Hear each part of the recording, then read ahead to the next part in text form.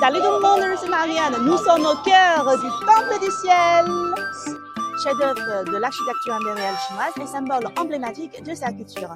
Il incarne la profondeur de la richesse historique et spirituelle de la Chine. Et aujourd'hui, c'est dans cette ambiance unique que nous accueillons un groupe de jeunes Français qui sont en Chine en quête de découverte. Les commerçants et les Chinois en général sont assez avenants et je trouve que c'est plutôt simple de communiquer avec eux, donc ça m'a beaucoup surpris.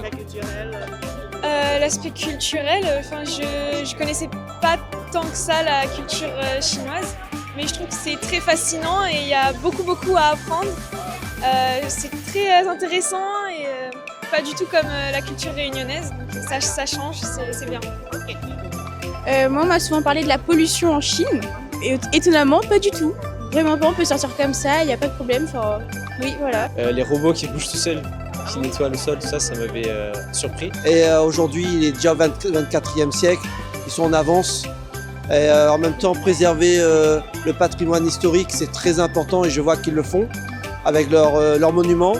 C'est incroyable ce mélange tradition et modernité.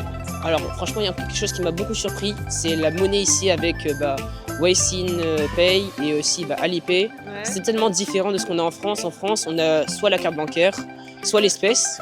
Et ici, il n'y a plus de ça quasiment. Ouais. Du coup, le fait d'utiliser toujours son téléphone, je trouve ça vraiment incroyable, quoi. On scanne juste un QR code et après on arrive à payer tout ce qu'il faut, donc c'est impressionnant. Beijing ni hao.